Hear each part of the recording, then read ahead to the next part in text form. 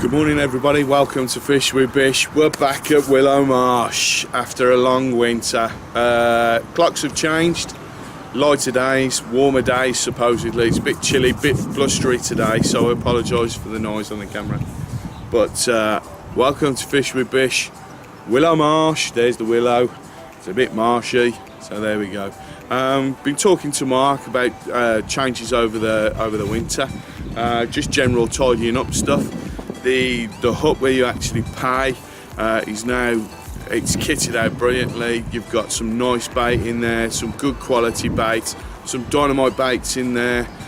You get a lovely welcome from the dogs as well. So nice to see Mark after the winter. Here we go, bit of Willow Marsh fishing. Not sure how it's going to be today because it's damn cold. So I'm going to get all warmed up and put my coat on. So, welcome to Fish with Bish. Boom!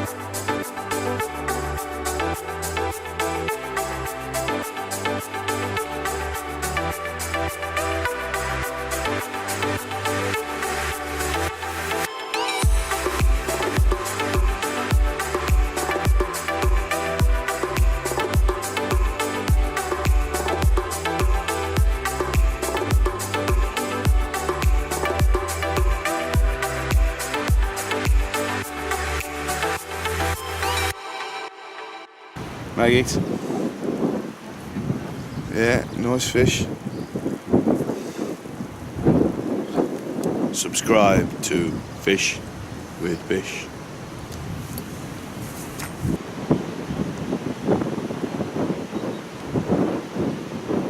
Oi, oi, Savaloy.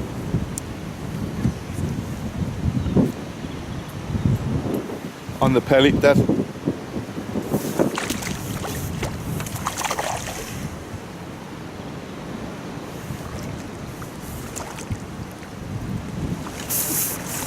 Not the same bloody fish as you. No. See, it ain't the same, but I thought it might be the same fish. I got it on pellet. No, it's a bit of a warrior, this one. It's a bit of a warrior.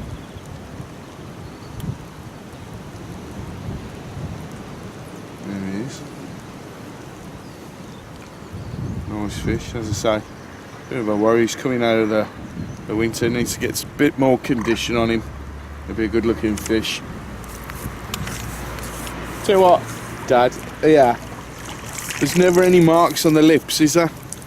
Do you know what I mean? I mean, that's all down to Mark and making sure that people are using barbless hooks. Excellent stuff. Let's get back in.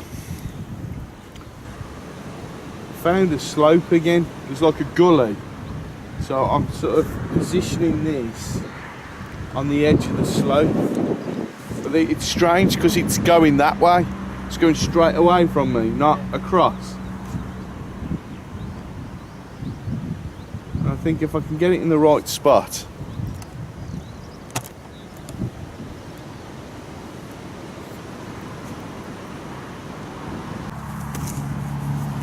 welcome to Fish with Bish. You find us here at Willow Marsh again. We're just about to do the occasional, sometimes every now and again, sandwich review. A sought after accolade, I must say. Brilliantly here at Willow Marsh. Jane and Mark, they take your order as you come in. They then create said order and then bring it to the peg.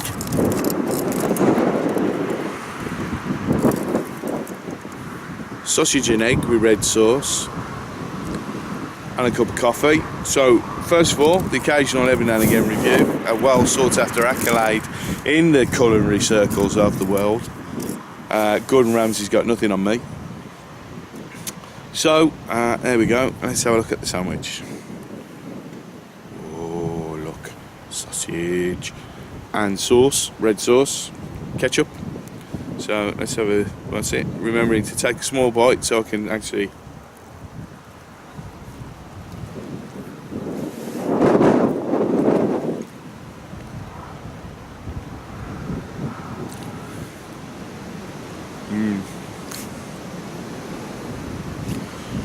lovely sandwich, well distributed with the sausage right across the sandwich and the egg, broken, chopped, so it's all smoothed out and very nice with the red sauce on.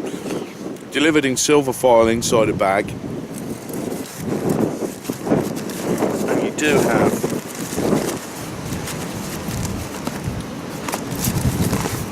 and you do have sorry, I'll have to edit that because it took me so long, a napkin. But in this kind of weather, you need to keep hold of your napkin. So let's go for flavour.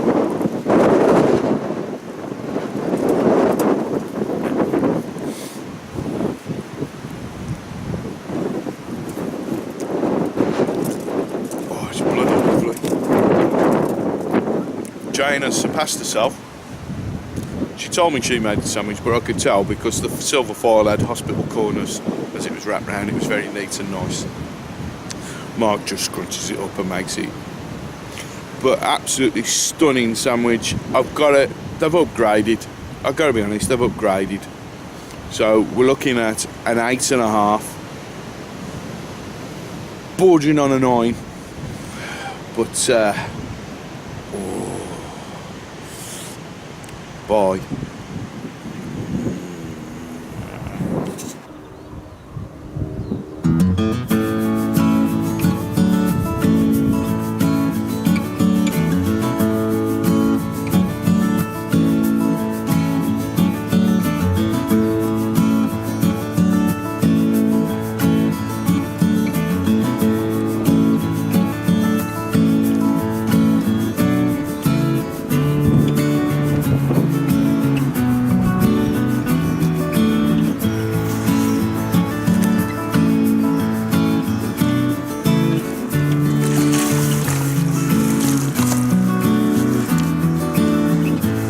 Pellet again. Pellet seems to be doing the job, and I'm bang on because the depth because the hook's right on the top of his lip.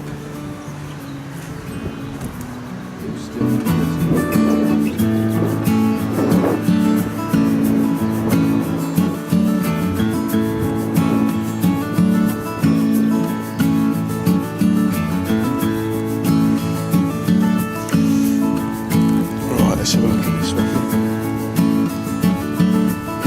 They're all of about the same stamp.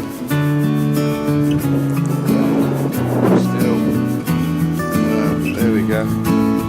Really nice fish. From Fish with Bish at Willow Marsh.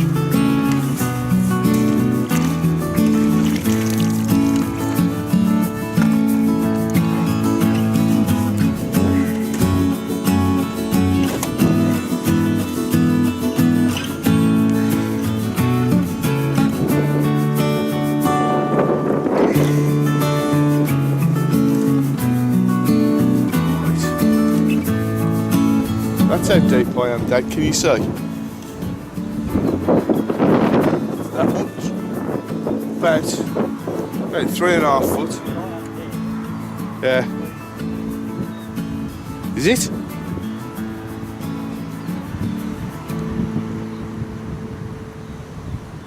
I mean 6 foot, you nutter. It's about the same as me.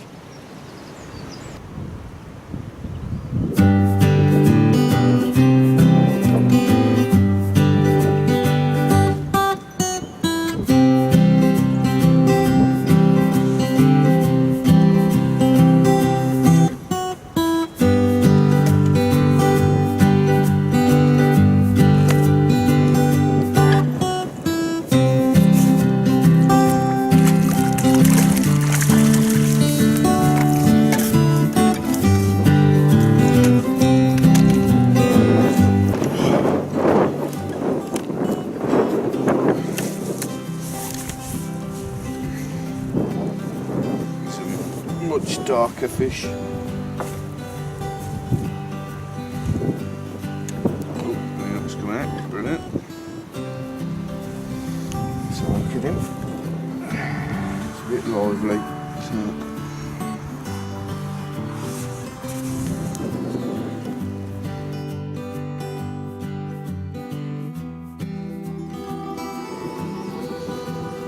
Nice fish. Getting these on the green swim stim pellet, just the 6mm. So it's only a small pellet. I don't think they're after big baits this time of year, to be honest. But look at that, not a mark on him. Fin perfect, lovely mouth, nice bright eye, lovely colours. Look at that. I never think the camera picks up how beautiful some of these fish are. Not the biggest in the world, but go and tell your dad.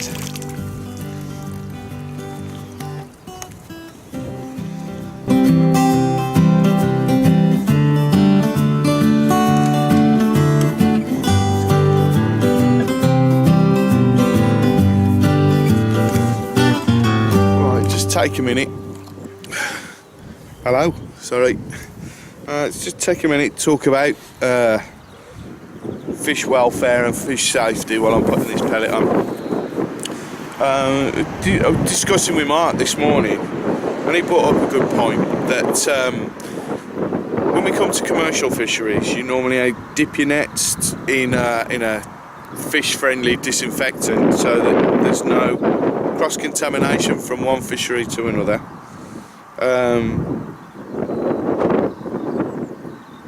And I know that I know sometimes people go, "Oh, it's a ball ache." Sorry, hush your mouth. I know it's a bit of a pain sometimes to do these kind of things. But the fisheries, I always think that people go, "Oh, they got this rule for this and this rule for that." But my view on this is, and I don't care what fishery it is, if you follow their rules. It's their business, it's their rules, and they're doing it for the right reasons. So when you finish, you don't throw all your bait in, because if you throw all your bait in, then you're going to contaminate the water. The water's going to be sludged, the fish are going to be overfed, and then it's going to be difficult to catch them again. So that's a perfect one. Barbless hooks. You've seen when I fish how easy it is for me to take the hooks out of the fish because they're barbless. And if you imagine that the fish in a lake are their stock, it's their product, if you like. So all they want to do is look after it and also look after the fish welfare, because no one wants to rip a fish's mouth apart. It's different if you're fishing and you're taking it home to cook or anything like that. It's a totally different thing. And also things like when they ask you to dip your net, so that if you've come from one fishery where there is a disease, you're not bringing a disease into another fishery. Mark's mentioned this morning that on the keep net thing with matches and things like that, he wants people to bring a dry keep net, because if a keep net's dried out from home and whatever, waterborne diseases and things like that can't survive on a net, on a dry net. They can only survive in the wet, in the damp. So when you see fisheries, I always suggest, if you're coming to a new fishery, look them up on the website, look them up on the net, and more often than not they'll have a list of the rules. So don't bring the baits that they say you can't use, because it's pointless bringing them. And also, you're going to do far better with baits that the fish know than the baits that the fish don't. That makes sense? Yeah, it does. So there's enough of me pontificating. Very long word. That's enough of me pontificating. Listen to the... No, I ain't finished. Listen to the rules. Abide by the rules, and you still have a brilliant day's fishing. And you're doing what these guys, the people who own the fisheries, are asking you to do. They're not just arbitrary. They're not just saying it. They're saying, shut up. They're they're doing it for a reason. They're doing it for the fish safety. They're doing it so that you have a good day's fishing. So there you go. That is enough of me pontificating. Let's get back in the water. Let's see if I can catch something else. I think what I said there is fair enough, isn't it, Dad? Really? Like, if these guys are running it like a business and you're a client, you wouldn't go into a shop and just do exactly what you wanted, would you? I know you. Oh, aye, aye. Aye, aye. Oh. That was a bit straight away-ish. As soon as I put it in, it went under.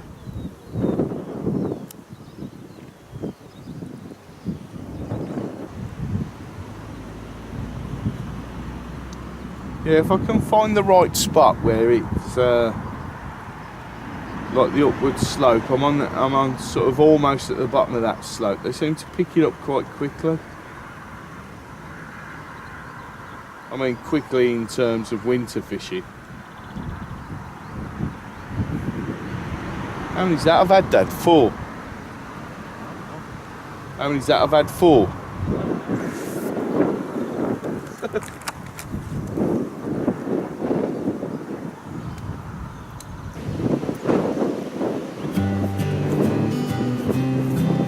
Again. Bigger fish this time.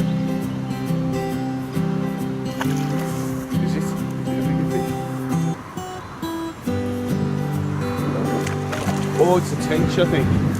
Nice big tench. No. Is it? No. Another carp of about the same weight. Oh no, it's a bit smaller. I think that's what threw me.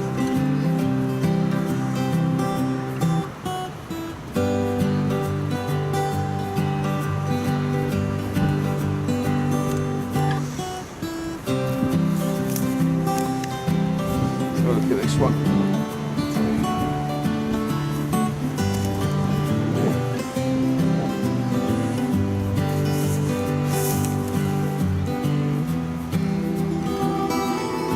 Nah, just another car. I say just another carp. It's a car. Carp of carp of carp. Nice carp. It's going back.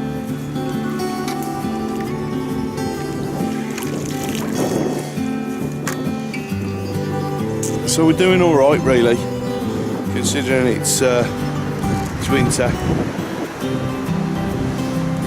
Gotta be honest. Last time we went, it weren't on it. So Dad did me. He caught loads of fish, and I only caught 1 or 2, didn't I? Well, I ain't gonna put that on camera, am I? I ain't gonna put that on camera. Dad beating me.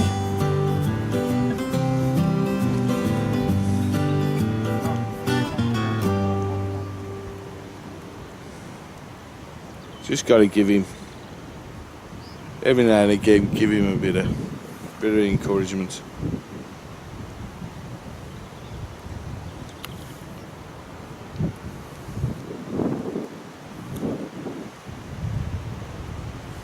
Apparently, when he dies, Dad wants to be buried like Kirk Douglas in the Vikings. He wants to go on a longboat, and me and our kid have got to fire the arrows at the boat while singing na na na na na na na na na na. Anyway, Spartacus, get on with this. There's a spare coat in the car. I'm going to put another coat on. Because when you get to your age, your blood thins, doesn't it? To almost water.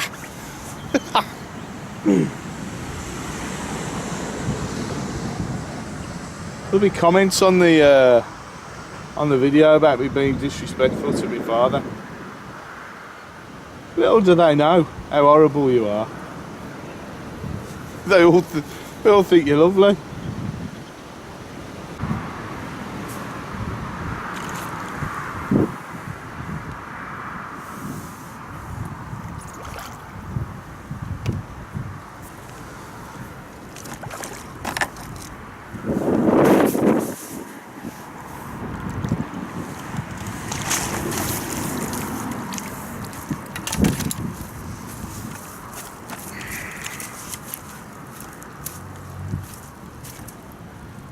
Quite finished.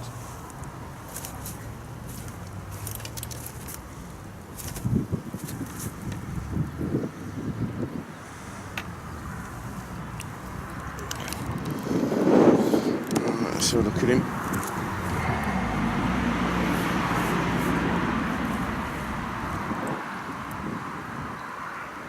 Nice fish. Fish with bish.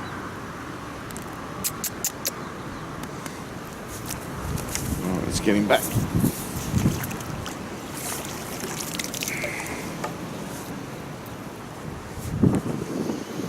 Yeah, just as a point of interest, after I caught the last fish, what it does is it proves to you what you need to do sometimes is just double check your depth, because I did think that the float had moved and I'd stopped getting bites for a while. So what I did then was I checked my depth, plummeted again, found I was off the bottom, because this time of year really needs to be hard on the bottom because it's pretty cold. And as soon as I changed it, that was the result of fish virtually straight away. I've marked the line now, so I know exactly where I am. I know exactly that the depth's right still. So let's see if my theory works. Right, as usual, I've got a point marked across there and a point marked on my pole, so I know I'm always in the right spot, and I'm also always at the right distance out where those fish are. So we'll just see.